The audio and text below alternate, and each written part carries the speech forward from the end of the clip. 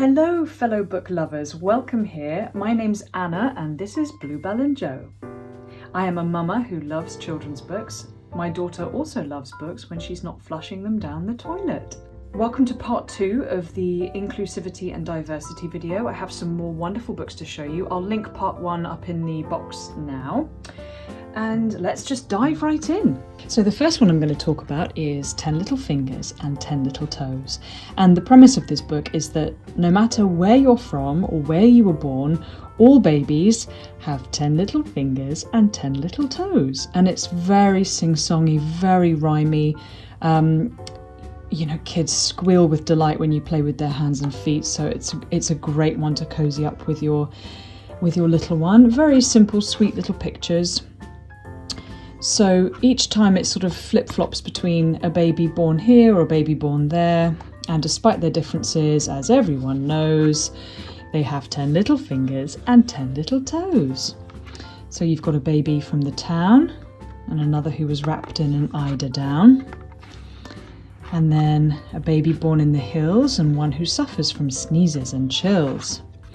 Both of these babies, as everyone knows, had 10 little fingers, 10 little toes. So it's very, very light and playful. A little baby born on the ice and another born in a tent who was just as nice. So you can sort of get the theme, and you can see why I've included it here in the sort of inclusivity area. And, showing babies all different shapes, sizes, skin colours, and they're all the same. So it's great fun, and any book that encourages sort of tickling and kissing is a win in my eyes. So sticking with Helen Oxenbury, she's also written this one, Bouncing Babies. Now, this one is great. Just make sure you've got some energy because, my little girl just absolutely loves acting out all the activities, singing together, running round and round.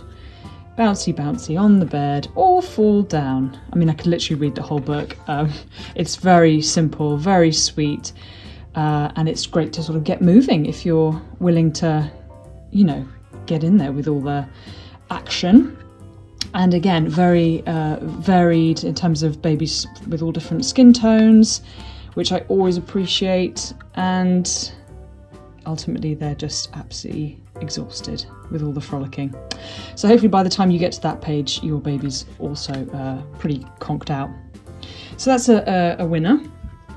Now moving on to Global Babies Bedtime. You would have seen in the previous video I showed you the first Global Babies book, so I couldn't resist with this one. So a similar premise, it shows you babies from all over the world, but it's how they look at bedtime basically. It's just absolutely adorable. And I kid you not, when I would read this to my little girl, she'd be yawning her head off and, mimicking the sleep until she was almost asleep herself, which is always useful, right? And just great photos as well, showing babies from all different countries. Oh, so sweet. There. Once again, I'd say the text, it doesn't flow 100% beautifully. That's just my personal opinion. But like I said with the previous book, who cares? Because the pictures here are everything. So that's a firm favourite. Now this one's a little bit unusual, the story of little Babaji. It's sort of a bit ridiculous, but quite fun. I got this second-hand, by the way. From I think World of Books, which is a great place, especially if you're in the UK, because they do free delivery as well. So it's the story of this little Indian boy called Babaji and how his parents are totally besotted with him, and they dress him up in the finest clothes that they can. And the text is very repetitive in a way that sort of builds a pattern. So you can see a green umbrella, a lovely little pair of purple shoes with crimson soles and crimson linings. And every page when it describes him does that full description. So the little Babaji goes into the jungle and meets a tiger who declares he's going to eat him. And little Babaji always says, no, don't eat me, I'll give you and then whatever item of clothing he has or his umbrella. And so each tiger ends up wearing something from little Babaji, as you can see, putting their pants on. He offers the tiger the shoes. The tiger says, can't wear those. I've got 4 feet, and Babaji suggests he wears them on his ears instead. Anyway, so each tiger agrees not to eat him and just starts accumulating all of these clothes, etc., until Babaji's left in his underpants crying in the jungle. Reminiscent of Mowgli, I reckon, from the Jungle Book. I don't know if that was an inspiration. Anyway, so here are all the tigers with all of Babaji's things stashed. And they sort of turn out to be a little bit vain and competitive with each other, and eventually they get into a big old argument about who looks the best, and they bite each other's tails and end up getting into a fight and chasing each other around the tree, and then Babaji sneaks in and steals all his clothes back and starts to run away. Anyway, all the tigers are so sort of arrogant that they refuse to let go of each other's tails, and they just start chasing each other around and around this tree. Now, this is where it sort of gets a little bit wacko, I think, personally, but in a great fun way. They chase each other round and round so much, so fast, that they end up disappearing and turning into ghee, which I'm sure, as a lot of you know, is a sort of butter that they use in a lot of Indian cooking. So this is... I don't even know if this is based on a real, maybe an Indian myth or something. It'd be interesting to look into it. I might just do that. Or if any of you know, please leave a comment below. So anyway, Babaji's father now comes and fills up what are we calling that? A big urn, I suppose. And takes the ghee home to Babaji's mother, and she ends up cooking a huge amount of pancakes, like obscene amounts. And it's quite appropriate perhaps to read this around Pancake Day, which is coming up. And then she serves it to her family. It's just so wacko and fun and weird. But, you know, there are some lessons in there about vanity and about fear and celebration as well. And I guess fasting and going without. Anyway, so it's kind of, it's perhaps not everyone's cup of tea, but it's good fun nonetheless. Right, now let's move on to this book, The Proudest Blue. What a gorgeous book. So as you can see in the top here, it's actually a story by the Olympic medalist. I hope I can get this pronunciation right. Ibtihaj Muhammad. I'm so sorry if I'm getting that wrong. But anyway, let's open up and see. It's beautifully illustrated, and the story is actually from the perspective of the sister. So it's her first day back at school, and her older sister has selected the fabric for her very first hijab, and she's chosen the most beautiful blue. So she proudly wears it to school.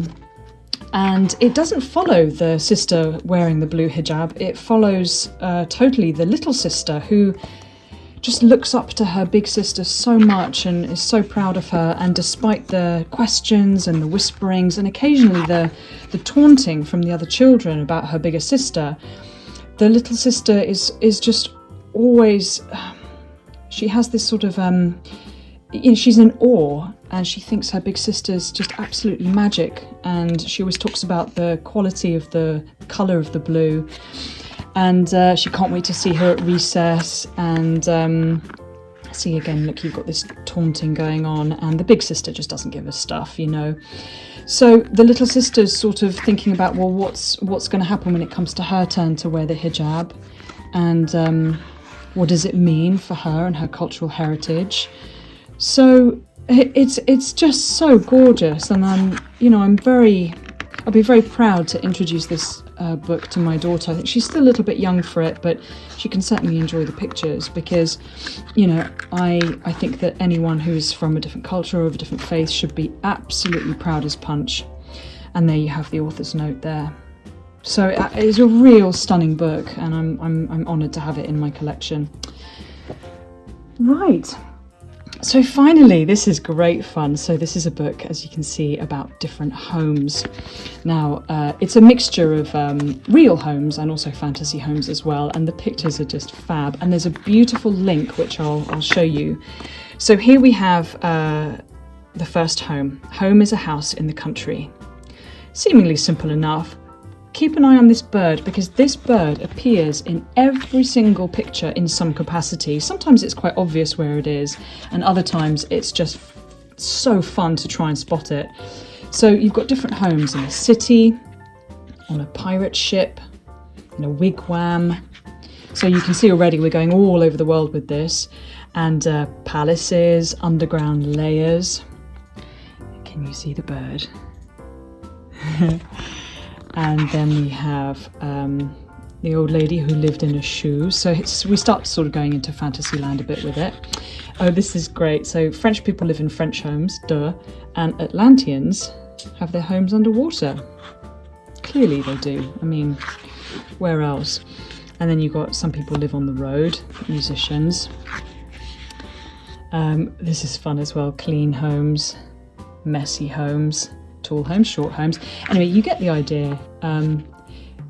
Again, just I'm all about the story and I'm all about illustrations, and this just ticks every box because there's a really nice flow to it as well. So this is obviously a little fairy or a pixie, and the bird that appears in every picture is so huge, and it's in the background here. So anyway, I won't show you the rest of it, but it's great fun. I'll just skip to the very end where you end up in the artist's home. There she is. An artist lives here, and you can see that everything that she's surrounded by has ended up in one of the pictures, so you can kind of see her little pockets of inspiration, like the pixie had socks just like this. There was a fishbowl that was just like that. So this page in itself is sort of great for let's spot what's already been before. So I'm a real fan of this. My daughter loves it as well. There's so much to talk about and look at, and yeah, just another gorgeous one for the collection. That's it for this video. If you enjoyed it, give it a thumbs up and leave a comment. If you want to see more, hit that subscribe button. And if you want to purchase any of the books mentioned here, check out the list and the links below. I do receive a small commission for any items purchased, which really supports my channel and helps me bring you more content. So thank you and see you soon.